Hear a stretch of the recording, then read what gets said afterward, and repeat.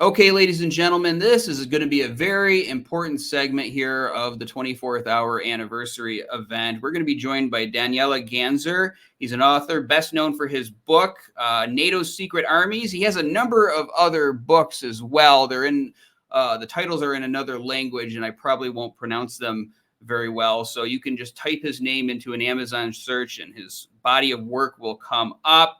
But his newest book is USA, the Ruthless Empire. And I imagine that some of the stuff that he'll be talking about today will be covered in this presentation. It gives a really good background into the inner workings and machinations of the U.S. government, and gives you a background into some of the reasons that possibly 9/11 actually happened. So he's going to be giving a presentation during this. Let me go ahead and bring in Daniela. Thank you for joining us here on the 24th hour.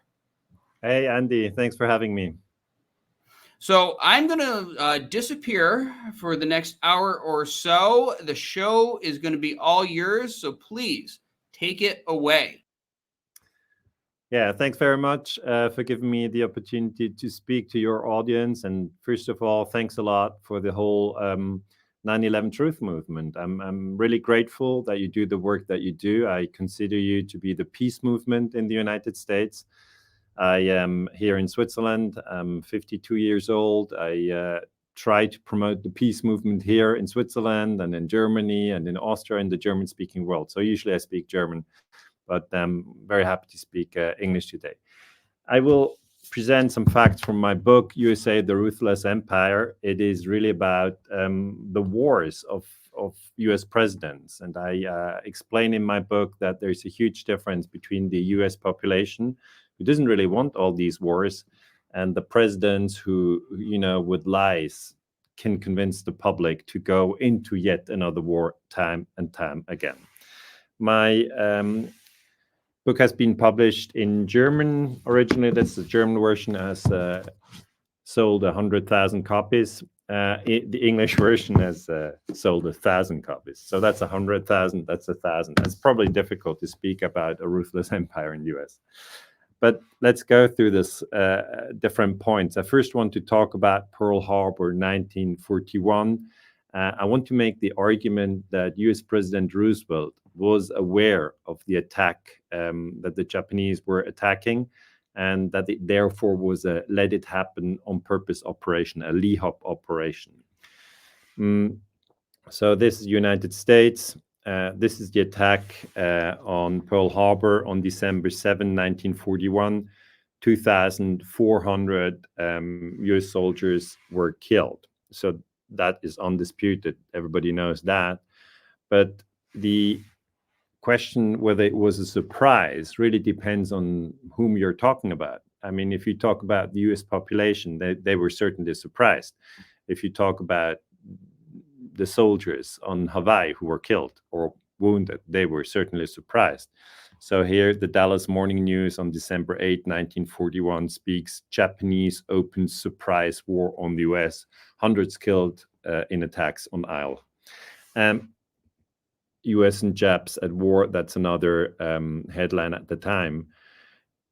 If you look at people who grabbed these newspapers, please keep in mind there was no YouTube at that time. There was no internet at that time, where in 1941, there was not even television at that time. There was only cinemas, there was newspapers, and there was radio. So people grabbed the newspapers. It was all they could get their hands on. And the newspaper said it was a surprise attack. Now, Franklin Delano Roosevelt was US president from 1933 to 1945. And the question really is, for historians like me, did he know that Japan was going to attack? And my answer is yes, Roosevelt knew. Was it LEHOP, let it happen on purpose? Yes, it was. And I know that still today, many people in the US find this hard to believe. Many people in Switzerland find this hard to believe. And I just ask everybody to make up their own minds. The US Office of Naval Intelligence, that's ONI, had succeeded in intercepting and decrypting both the diplomatic and the military communications of the Japanese. And that's important, without the Japanese taking notice of it. And that was basically US journalist Robert Stinnett, who proves this in his very detailed study on Pearl Harbor. So I'm taking research that was carried out in the United States. I read it here in Switzerland, and I, send it back to the United States. That's how information moves around the globe. The intercepted data was extremely valuable and was referred to as magic within naval intelligence. Only President Roosevelt and his closest advisors had access to the magic information. So it is an established historical fact that this data was intercepted and that it was called magic. We know what they know, but they don't know that we know it. That's what Chief of Staff General George Marshall accurately described the situation at the time. So the highest military officer, the Chief of Staff, is the highest military officer in the United States. He's not the commander-in-chief. The president is the commander-in-chief. Then there's vice president. Then there's the secretary of defense. And then there's the chairman of the Joint Chiefs of Staff. And then all the generals. And then the officers. And then the soldiers. So if you look at it like a pyramid, the top of the pyramid really knew. So that's Roosevelt. And that's Marshall. They knew. But lower ranking officers in the military or even soldiers didn't have a clue, and people on the streets had no clue at all. And the transcripts of the radio interceptions were placed in a leather briefcase at the Naval Office in Washington, which ONI officer delivered to President Roosevelt at the White House every day. And the president monitored the Japanese and shared the information only with his closest aides. So it was known in Washington, but the information, for instance, was not sent to the commanding officers on Hawaii. So even within the military, there was a betrayal that not everybody was in the loop. Some people were just left out. And in July 1941, that's 4 months before the attack on Pearl Harbor, the US shut down oil exports to Japan. We cut off their access to their money, their fuel, and their trade, explained Joseph Rochefort, a US naval intelligence officer within the ONI. We tightened the screws more and more. They saw no other means than war to get out of this stranglehold.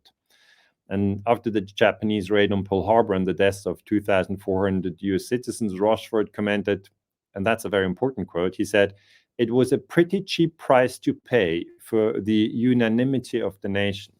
Okay, so that is really secret warfare, that you let an attack happen. You have 2,400 people killed, of your own. So US soldiers are killed. And Rochefort says that's the price you have to pay. Because at the time, during the Second World War, there were many Americans who not want to fight in Europe. They didn't want to fight in Japan. They didn't want to fight at all. They didn't want to take part in World War II. And Roosevelt said, well, how do I get my country into that war? And he said, we could provoke Japan to attack the US Pacific Fleet in Hawaii. So he first moved the headquarters from the Pacific Fleet, which used to be in California, out into the Pacific Ocean. It's like, you put the bait closer to the bear, to the lion, whoever. And then he cut off the oil supply of Japan. So the Japanese were going forth and back across the Pacific Ocean with their oil tankers. And at one time in July 1941, the Japanese oil tanker crossed the Pacific empty, and he went back home empty. That's a very, very significant point. That's the moment when Roosevelt cut off the oil supply. And then the Japanese, who have no oil at all, and who were very invasive during the Second World War, they were conquering territory all over the place, and they knew they had to have the oil. And if they don't have the oil, that will mean defeat. And I think this is important to understand, that it was a LEHOP operation. The US also moved aircraft carriers away at the time, just shortly before the attack, because Roosevelt knew that the attack was coming. He moved the most important ships away. And those were obviously the aircraft carrier. He sent them on a taxi mission, just, to do something somewhere else. And he didn't tell the commanding officer in Hawaii that the attack was coming. So that's Pearl Harbor, 1941. Again, more details in my book, USA, the Ruthless Empire. I know it's hard to understand for somebody who's not into deception, because the core of this is deception. But in war, or shortly before wars break out, deception plays a crucial role. And this is not only something that happened in 2001 with 9/11. That clearly was deception as well. But it was also happening during the Second World War. And if people are now very sad and see no light, then I tell them we actually have a much better situation today to understand the deception, because we, through the internet, we can communicate. I know that internet is heavily censored, etc. But if somebody digs for it, and if somebody really searches for it, he can find out a lot of stuff. Think of those, poor citizens who just had the newspaper, which was handed out to them, and then young men who had no clue at all enlisted in the army and said, "Let's fight, let's fight." We were attacked, and they didn't know anything about magic. Second example really is from the Vietnam War. How did it start in 1964? Take a look at the map. This is Vietnam. At the time, it was split into two parts: the North, which was communist, and the South, which was supported by the United States, put it that way. And in the North, you see there's a bit of sea territory. It's all, labeled in German. Sorry, because I usually do my presentations in German, but Gulf of Tonkin in German is Golf von Tonkin. But Gulf of Tonkin is the area that we want to talk about. And in this area, US President Johnson, who was in charge at the time, said that an American ship had been attacked by the North Vietnamese. North Vietnamese patrol boats attack US destroyer. PT means patrol boat. These are just small boats, and a destroyer is a big boat. So that's the Globe and Mail from August 5, 1964. And the ship we're talking about is the USS Maddox. It is historically confirmed that the USS Maddox at the time was in the Gulf of Tonkin.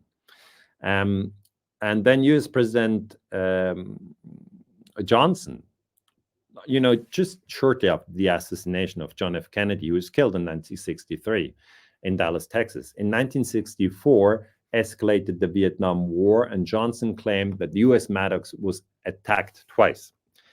This is what he said on August 4, 1964, in a speech broadcasted late at night on US television. Again, at the time, we only had television, we had radio, and we had newspapers. There was no internet, there was no YouTube. Basically, it was the main TV channels that people switched on, and late at night, many were drunk or were tired, or they were not questioning what the president was saying. They were just watching the news. And he said, there was an attack on US ships in the Gulf of Tonkin. People didn't even know where the Gulf of Tonkin was. Most people didn't know. So Johnson lied that North Vietnam had attacked the US Maddox twice. That's important. He said it was a repeated attack. So one attack on one day and another attack on another day. And that was a lie. And let's take the original quote. That's what he said. As President and Commander-in-Chief, it is my duty to the American people to report that renewed hostile actions against United States ships in the high seas in the Gulf of Tonkin have today required me to order the military forces of the United States to take action in reply. So Johnson argues they attacked first, we have to react. The initial attack on the destroyer Maddox, that's the ship I just showed, on August 2nd was repeated today, so that means August 4th, by a number of hostile vessels. That's North Vietnamese ships. This new act of aggression, aimed directly at our own forces, again brings home to all of us in the United States the importance of the struggle for peace and security in Southeast Asia. Now, I looked at the data, and so Johnson says there were two attacks on August 2 and then August 4, but that's not true. The National Security Agency, the NSA, which is responsible for worldwide surveillance and decryption of electronic communication, and which also spies on everybody all across the globe, declassified more than 140 formerly top secret documents on the Gulf of Tonkin incident in 2005. So that's almost 20 years ago, including a study by NSA historian Robert Hanyuk. And I put a picture of him down below the Maddox. And his study confirms what other historians had long suspected. There was no attack on US ships in the Gulf of Tonkin on August 4. So the second attack never happened, and the first attack was provoked. Because the US had sent small patrol boats to South Vietnam. They had gone north and had attacked military infrastructure, like communication infrastructure on the shores of North Vietnam. Then they had returned. So these were South Vietnamese small boats. And then the US Maddox moved close to these small boats. And the North Vietnamese thought, okay, the Maddox is giving cover to those small boats. And so they fired at the Maddox on August 2nd. And then, they didn't even hit the Maddox. The ship was not sunk. Nobody was hurt on the Maddox. And Johnson said, oh, yeah, there were repeated attacks. But Hanyuk says, the overwhelming body of reports, if used, would have told the story that no attack occurred. That's the August 4 attack. So we really have to be, it's the same with 9/11. We really have to be very precise, very, very specific questions, very, very specific answers.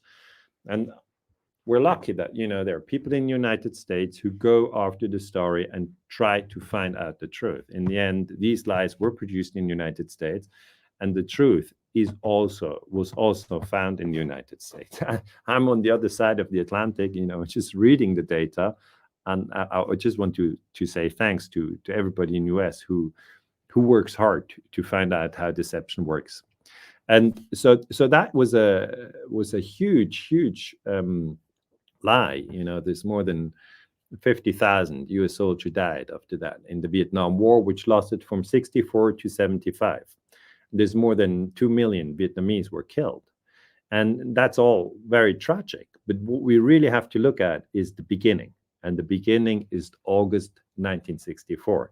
And there we have really to spend a lot of time to go again and again and again and look at it in detail. And I come to the conclusion the Vietnam War was based on lies. And there's more details in my book. So all these soldiers who were then serving in Vietnam, they obviously didn't know anything about that. They were just trusting their government. They were trusting the president, and they were trusting the New York Times, and they were trusting, what journalists said, or what teachers said, or what television commentators said. I was very interested to read some of the data of men who served in Vietnam, and one guy is William Earhart. On the left hand side, you see him in 1967 in Vietnam, and on the right hand side, you see him 2017 in the USA. So obviously, as time goes by, we all look differently. I mean, if I look at pictures when I was 20, I look differently now that I'm 52. But Bill Earhart, aged 17, joined the US Marines, and for 13 months in Vietnam, he survived. He came back. And he said, when the government said that the communists were taking over Vietnam, and if we didn't stop them there, we would have to stop them eventually in San Diego in California, I took that at face value, recalls Earhart. I had no reason, and that is important, at that time to distrust my government, my teachers, or the New York Times.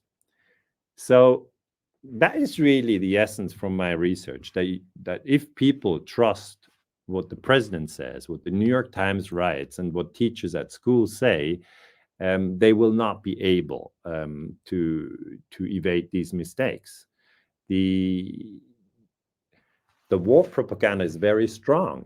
When the president says there are weapons of mass destruction in Iraq, and when U.S. Secretary of State Colin Powell goes to New York and speaks in front of the Security Council and says Saddam Hussein has weapons of mass destruction. In fact, he did that in 2003. People are impressed, and I say, as a historian, there's really no reason to be impressed. These are lies. You should always, have the courage to stand up and say, well, that's the story that the president just, presented. Is it true or not?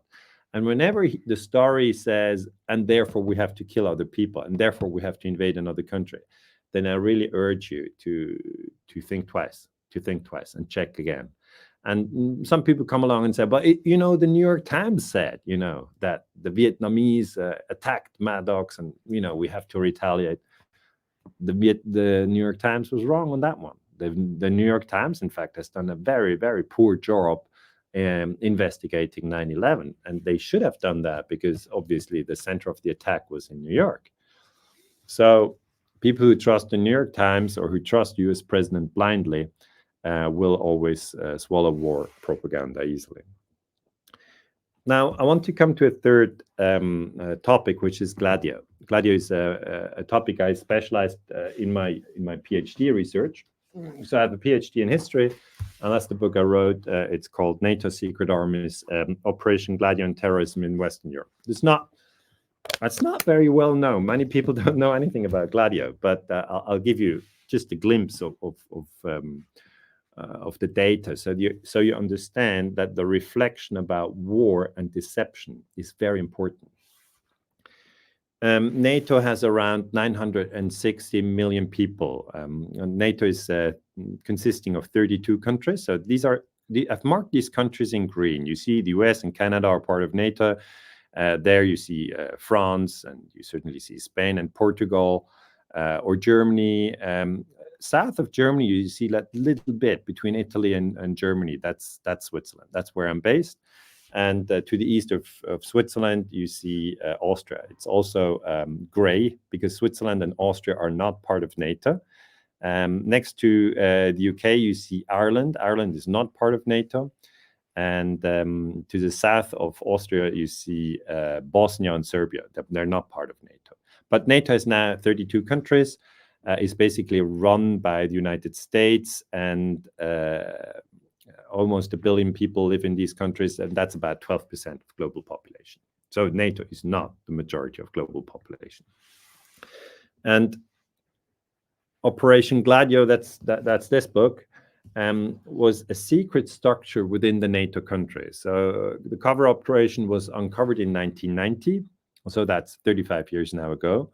When Italian Prime Minister Giulio Andreotti confirmed that the CIA, MI6, and NATO trained and directed an underground army of paramilitary units across Europe.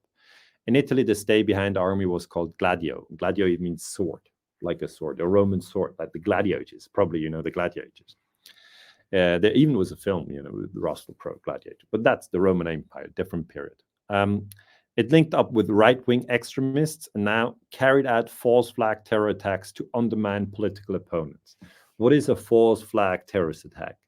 That is a terror attack that kills people, and afterwards, this attack is being blamed on another group, which didn't carry out the attack. That is a false flag. You just carry out a terrorist attack, everybody's shocked, full of fear, and then in that moment where people are full of fear, there are ways to just give them information, and they're almost unable to critically reflect upon whether that information is accurate or not. So this is Giulio Andreotti, probably not very well known in the US. He died some 10 years ago, and he was the most powerful politician in Italy during the Cold War. He served 7 times as prime minister. So he knew the inside of Italian politics. And on August 3, 1990, he confirmed the existence of a secret army called Gladio. In 1990, in August, Saddam Hussein invaded Kuwait. So, most people focused on the Kuwait war. And this Gladio story was big news in Europe. It was big news in Europe. I don't think it was big news in the United States. There were some reports, but most people have never understood what it was about. But it is a huge problem if you have in a democratic country like Italy or France. There were, secret armies all over in Greece, in Turkey, in Germany.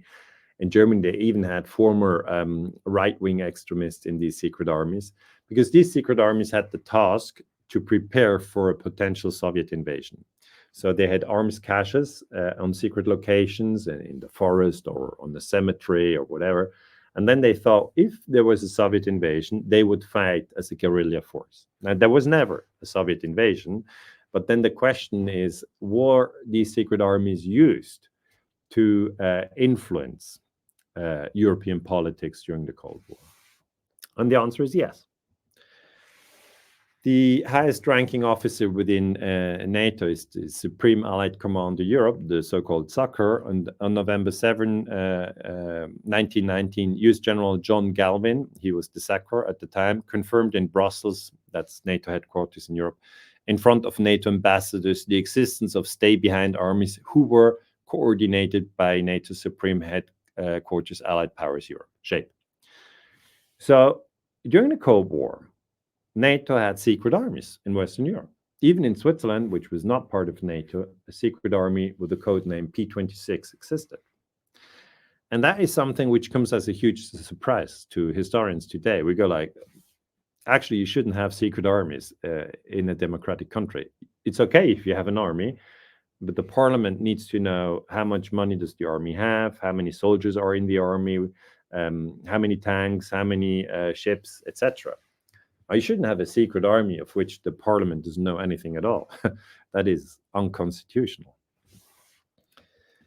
And one of the most interesting facts is that on August 8, 1990, NATO ambassadors talked about Gladio behind closed doors, and Italy was represented by Ambassador Francesco Fulci, and he's the guy here in the picture. And Fulci said, weapons used in some terrorist incidents had come from stores established by Gladio. So this is highly significant. He says, okay, we know that the secret armies existed. CIA, MI6 were training the secret armies. So that's the British and the American secret services. And they said, we just trained them, to become paramilitary forces in case of a Soviet invasion. But now here's Ambassador Fulci, who says weapons used in some terrorist incidents had come from stores established by Gladio. So the stores, they contained explosives, they contained machine guns, etc. And these stores were in different parts of Italy, in different parts of France, in different parts of Greece, and in different parts of Turkey. And the fact that these stores were used by secret soldiers to carry out terrorist attacks, that really turns upside down the history of Western Europe during the Cold War, because it's not something most people know about. So there was a terrorist attack, for instance, in Italy, in the village Peteano. In this terrorist attack, 3 policemen were killed. I speak about it in more detail in my book. They were, called to a car, an abandoned small car, and when they came to the car and opened the door, it triggered a bomb, and the car exploded, and the policemen on the scene were killed. So that was an attack on the state, people were killed, policemen were killed. So that's very serious. And the man who killed these policemen was Vincenzo Vinciguerra, but he was not arrested immediately. He was only arrested many years later. Immediately after the attack, this attack was blamed on the extreme left in Italy, Brigate Rosse and other groups. They said, the Italian extreme left always does these things. And this was designed to discredit the communists in Italy, because they didn't want the communists to become a strong party. There was a strong communist party in Italy. There were, a lot of communists in the Italian parliament. And the US and other countries feared that Italy would, turn into a communist country. So they carried out terrorist attack in Italy and blamed it on the communists to make them look bad. Only years later, it became clear that the communists had nothing to do with these terrorist attacks. So Vincenzo Vinciguerra said, I have killed the 3 policemen in Peteano, and then the state destabilized the public order to stabilize the political order. So the public order is obviously destabilized if you carry out a terrorist attack. And the political order was, let's not have any communists in the executive. It's okay if they're in parliament. That's the legislative branch. So that's, House of Representatives and Senate. They can sit there if you want, but they cannot be defense minister, prime minister, or interior minister. That'd be dangerous. And to stabilize the political order really means you can use false flag terrorism. The Secret Service in Italy was informed after the Peteano attack, not before, but after the attack. They knew from October 72 onwards that I had done it, but they wanted the violence to come exclusively from the political left and not also from the right. Therefore, I was a man who was protected. Now, this is Vincenzo Vinciguerra, and he's speaking to Italian journalist Sergio Zavoli, and I translated this from the Italian original. Vincenzo Vinciguerra was from the extreme right, Ordine Nuovo, which is right-wing group in Italy, and he was connected to these Gladio people. And he's now doing prison in the prison opera. This is a prison center close to Milano, which has 1,300 prisoner. And here, Vincenzo Vinciguerra, he has been in prison near Milano since September 79. So remember, the attack was in 72. Only in 79 he was put into prison. And he's now done 44 years, and he's still in prison because he confessed having killed 3 policemen in Peteano. Now, the point that I want to make is that Vincenzo Vinciguerra was on a very low scale. It was in a very low scale, and people higher up in the hierarchy, they knew, within the secret services, for instance, that the arms from the Gladio arms caches had been used. Even the ambassador, knew and talked to it at the meeting of NATO ambassadors. But NATO today doesn't want to talk about Gladio at all because it's a huge scandal. If NATO is linked in any way to terrorism in any country of Europe, that it's just unspeakable. They go like, no, of course we wouldn't do that. No, come on. But if you look at the original document that we have here, that's from the United Kingdom delegation to the North Atlantic Treaty Organization.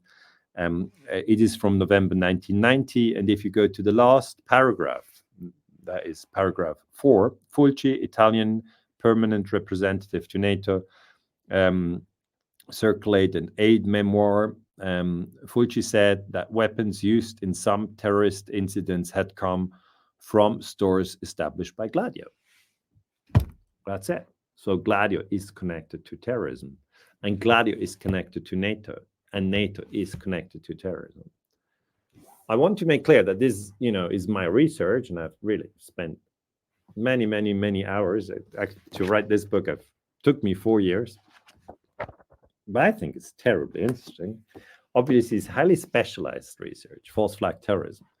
But I want to tell you that when 9/11 happened, I did my PhD in September 2001 here in Switzerland. And, immediately came to my mind, maybe it's false flag.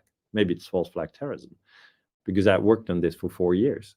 And interestingly, in the years 98, 99, and the year 2000, everybody was telling me, why do you research terrorism, Daniele? Terrorism is not interesting.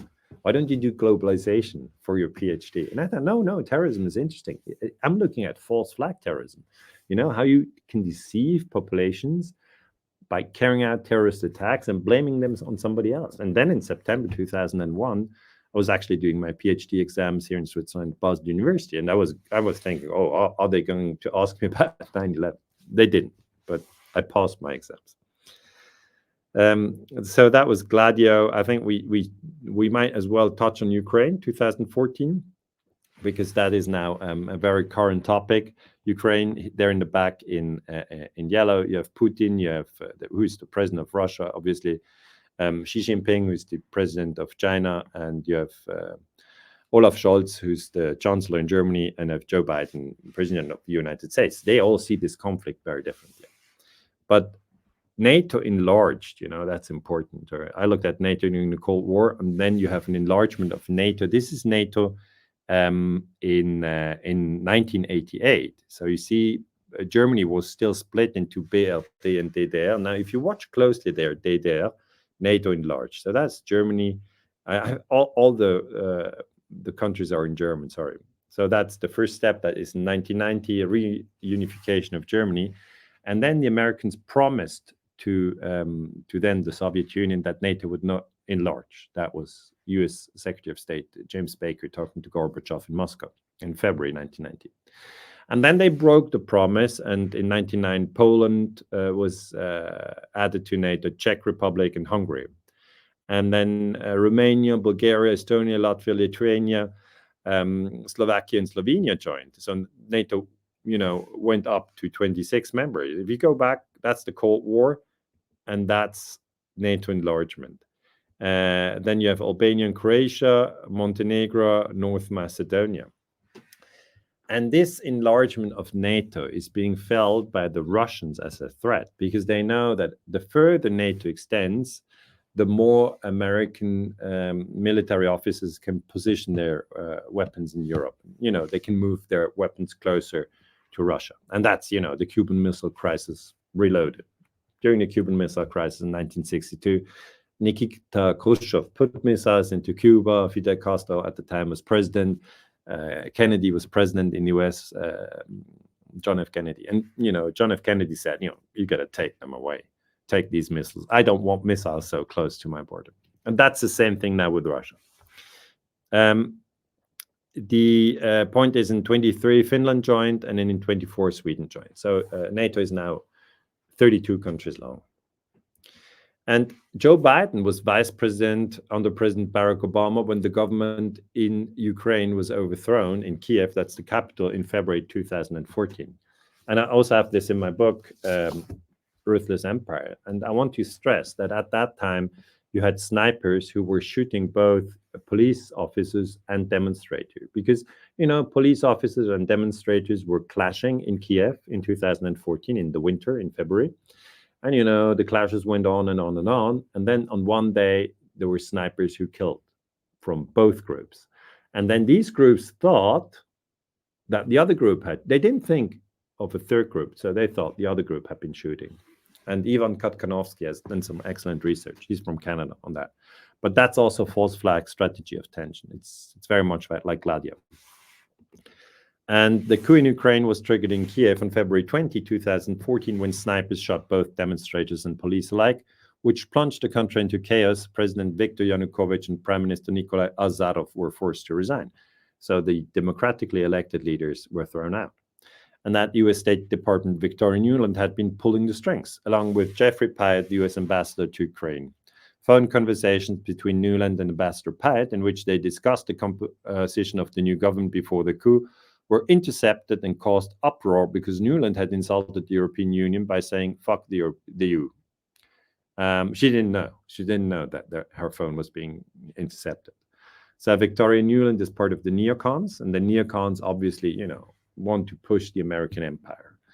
And so if you look at 2014, it's another example to what disaster this policy can lead to. Because after the coup in 2014, you have a civil war, 8 years, where the newly installed government, which came to power by the coup d'etat, attacks its own population in the east of Ukraine. And that then triggers the Russian invasion in February 22. And now we're 24, 2 years down the road, more than 500 people killed in Ukraine. But you really have to look to February 2014 and the snipers who shoot both demonstrators and policemen alike. The USSR, just to remind maybe a younger audience, fell apart in 1991. And Russia is one bit of the USSR. And you see number 6 there is Ukraine. So Ukraine before was part of Russia, part of the USSR, sorry. And once USSR fell apart in 1991, Ukraine became an independent country. And if you look at the maps, this is Ukraine in 1991.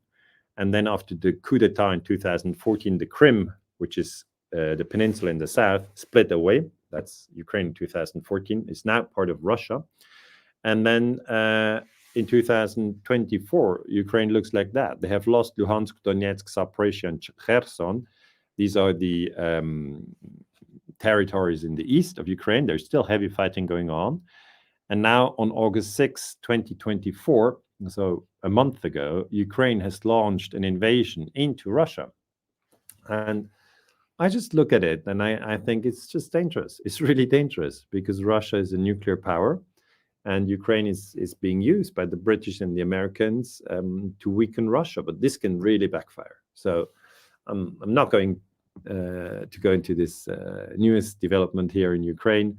I'm just telling you that NATO enlargement has hit a critical moment in 2008 when US President George Bush invited Ukraine to become a NATO member. Ukraine is not a NATO member yet, but this invitation really triggered the Russians and they said, we don't want Ukraine ever to be part of NATO.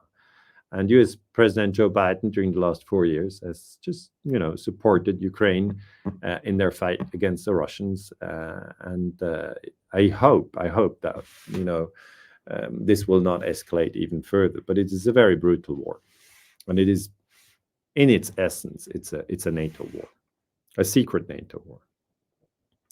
So that, these were my points. First point, Pearl Harbor, 1941. My point is Roosevelt knew, so don't trust the president, don't trust the newspaper. Gulf of Tonkin, 1964. It was a provoked skirmish there, and there were not 2 attacks on the Maddox. So President Johnson lied in 1964. Gladio, 1990. That's something I just want to draw attention to. There were secret armies. That's confirmed. They were set up by the CIA. That's confirmed. And there were terrorist attacks in Italy and in other countries, and the secret armies were involved through the material which was used in these terrorist attacks. That's still something very new. Most people don't know anything about Gladio. Ask your best friend what he thinks about Operation Gladio, and he probably doesn't know it. Ukraine, 2014, that is being discussed widely, that there was a coup d'etat and that the Victoria Nuland was involved and the snipers were involved, but it needs to be discussed even further. And as to 9/11, I can only say that I really like this movie Peace, War, and 9/11, where Graham McQueen, whom I've been in personal contact with and who has died, but he was such an excellent soul. And he said 9/11 was a tremendous war trigger. It led to the destruction of nations. It led to a lot of deaths and refugees. We cannot accept it because it's a fraud. And I fully agree with Graham McQueen. It was a fraud.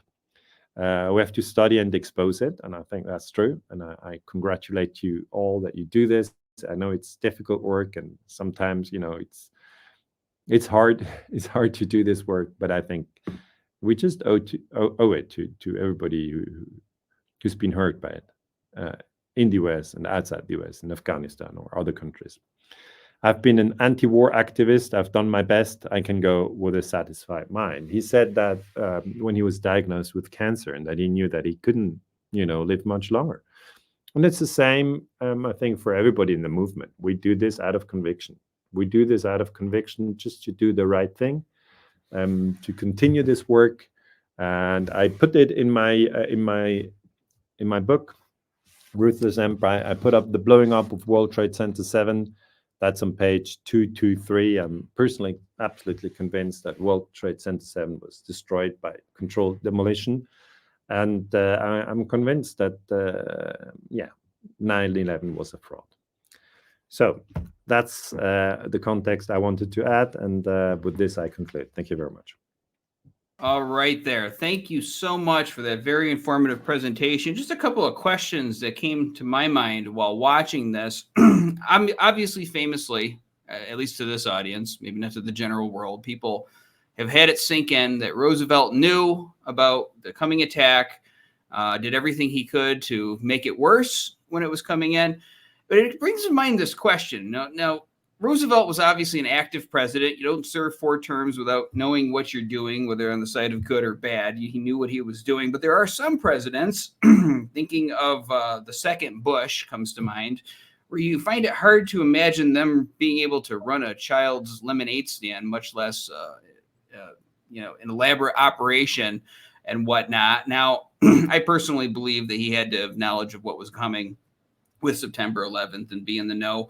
But is it possible, and in some of these operations, and are there any examples of operations that happen where the president is deceived as well, or a head of state of any country, where the intelligence apparatus works behind the scenes, makes the event happen, and then waves it in the head of state's face and say, look what happened, sir or ma'am, this, we need to go to war?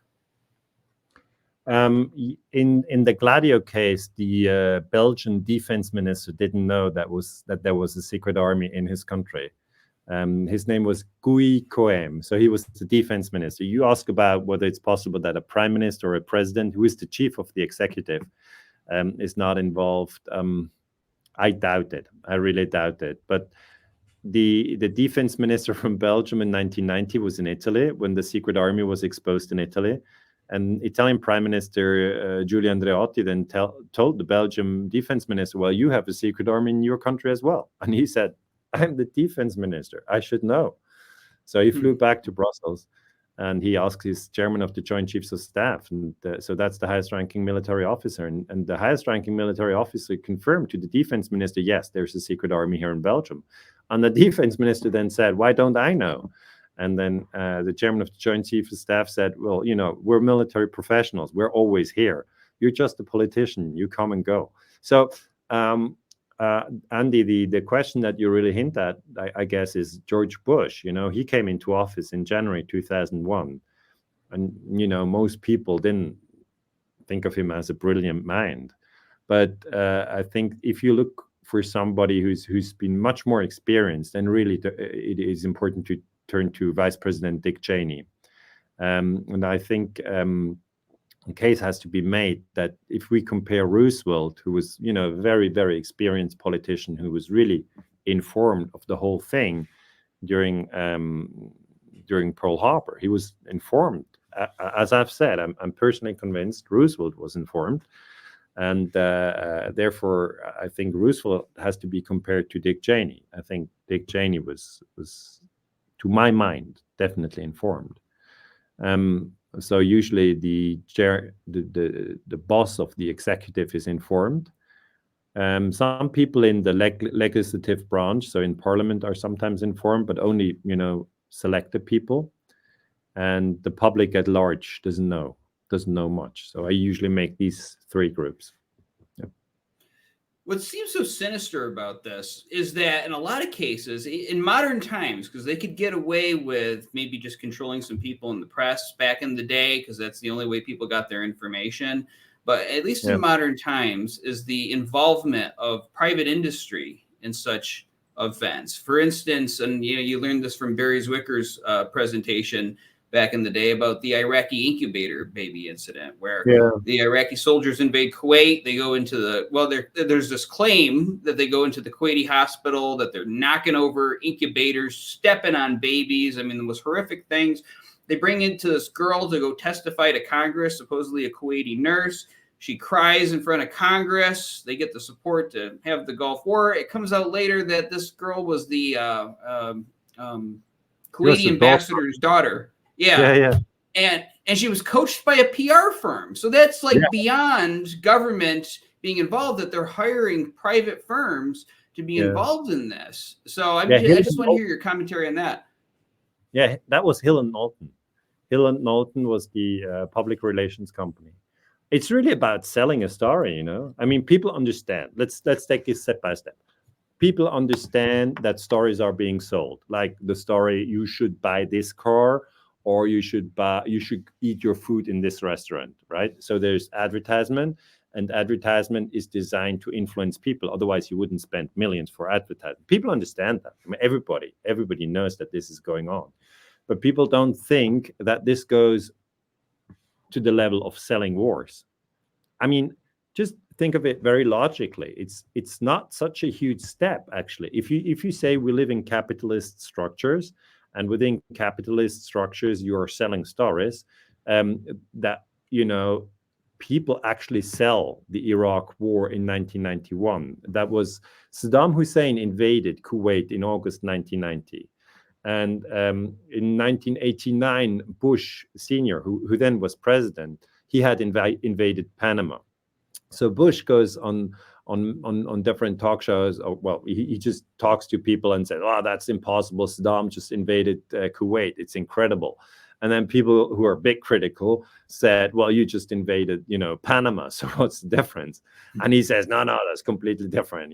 He's really evil. I invaded Panama to help. Noriega's a bad guy and whatever."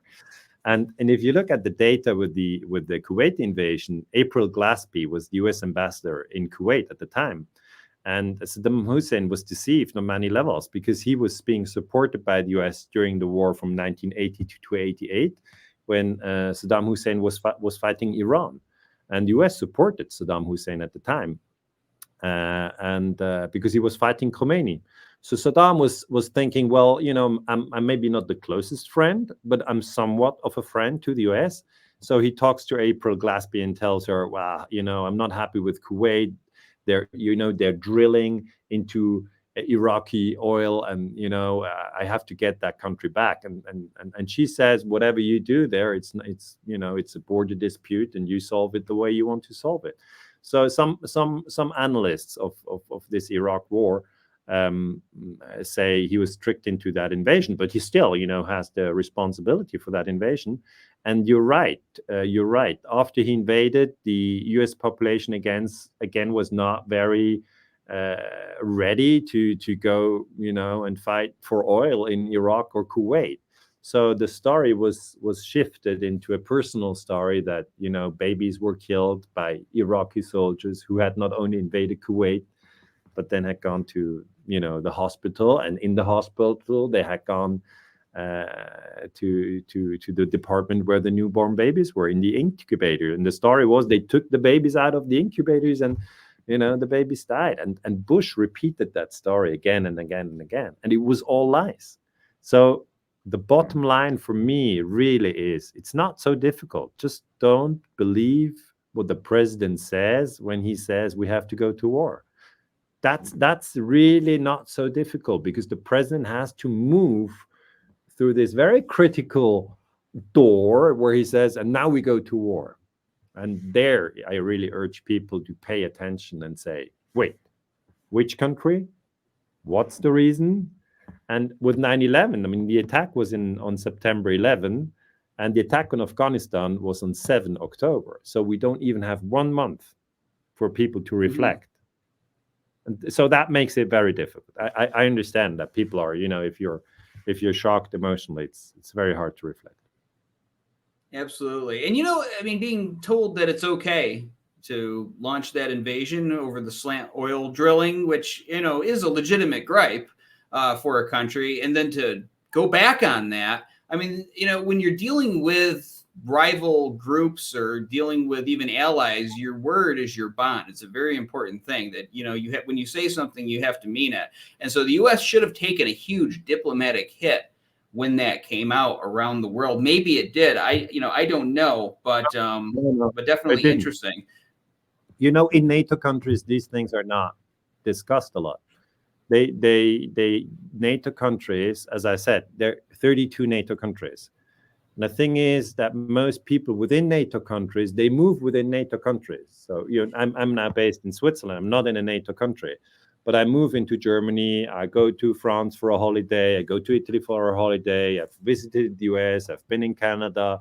I was in Sweden. I was in Norway. I was in Finland. I was in Holland. I was in Portugal. I was in Spain. So you move a lot within NATO countries. It's basically the same narrative. NATO is good. The rest is evil.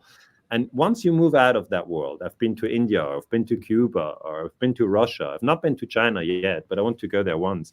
And once you move out of NATO countries, you hear completely different narratives. And people go like, yeah, we were bombed by you. Why did you do that? And usually we're like, oh, yeah, did we bomb you? What year was that? And so it's a completely different perspective. People in Afghanistan, or people in Libya, or people in Serbia, or people in Iraq, or people in Iran, or, and I try to get this perspective from these countries. I either read books from these countries translated into English or German, or when I meet people from these countries, I talk to them. So the deception is really at the highest level within the NATO countries, because NATO countries have, from 45 to today, carried out most wars. That's NATO countries. Mm-hmm. And our newspapers therefore have or not newspapers, our television and YouTube algorithms have the hardest time to keep us sort of in line, because they need to really carry out a lot of deception and manipulation to keep us behind these wars. That's funny. You mentioned you haven't been to China. I did go to China, and it just coincidentally was right after the U.S. had dropped the bomb on the Chinese embassy somewhere. I can't remember where. So everybody was asking me about that. 99. Yeah, was it okay? Well, it wasn't right after then, but I got a lot of questions about it. I was in 2001, right before 9/11. But they still remember, and they all wanted me, as if George Bush is discussing foreign policy with me. But yeah, I wanted to ask one last question here, because this comes up every once in a while from those debunkers and the people who don't like what we're saying here about 9/11 truth and such, that, if it was an inside job and a bunch of people on the internet figured it out, then of course other countries would figure it out. Why aren't they saying anything about it? Why isn't Putin going before the UN and presenting evidence? It would serve his interest. Or and it reminded me while you were talking about the funny business going on in the Ukraine with the two sides being shot at by a third party and turning on each other. Has Putin called that out? And why don't they talk about this more especially when it's done against them? They do talk about the putsch, the coup d'etat in Kiev, but it doesn't surface much in our NATO media. That's the thing. We usually think Putin doesn't talk about it because I have not heard of it on CNN or Fox News. Now, that implies that you hear what Putin says on CNN or Fox News, which you don't. You just don't. So if you go to the original talks of Putin, some of which are available in English and also in German, then you will see that he's repeatedly said this was a coup d'etat in Kiev, and the elected government was overthrown. And the one moment when he famously had the opportunity to talk to a U.S. audience was when Putin talked to Tucker Carlson. Do you remember that? Tucker Carlson flew to Moscow and talked to Putin. Okay, so then there was this moment when Putin says, or Tucker Carlson asks him, about the coup d'etat, and Putin actually speaks about it. He speaks about it, and he says the CIA did it. But you rarely hear anything from Putin in original quotes. They just don't give him the voice. They say, well, he's a thug, he's a new Hitler, whatever. So, or you never hear the voice of Saddam Hussein or the voice of Gaddafi, or you never hear the voice of Milosevic, the countries, or of Noriega from Panama, or Osama bin Laden. I mean, you never hear them. Osama bin Laden in Afghanistan after 9/11 said, I didn't do it. So the BBC reported it and said, Osama bin Laden said he didn't do it. And people were like, why don't they even talk to the guy? First, he carries out the terrorist attack, and then he doesn't even confess to it, and kill him. People have, the frame is already set. So whatever the person says who's in the frame, from a standpoint of communication management, the story's already been sold, because it's been sold so many times. And that's why it's so hard, even now, 23 years later, to go back and step by step, turn the stones again. And I just want to tell people that's the work that historians do. We go back to Pearl Harbor. We go back to the Vietnam War. It's a very natural thing to do. And I don't want to offend anybody when I say there are lies. There are a lot of lies when wars break out. A lot of lies. It's amazing how little we probably know about history, especially the farther back we go, because, the cliche is history is always written by the winners.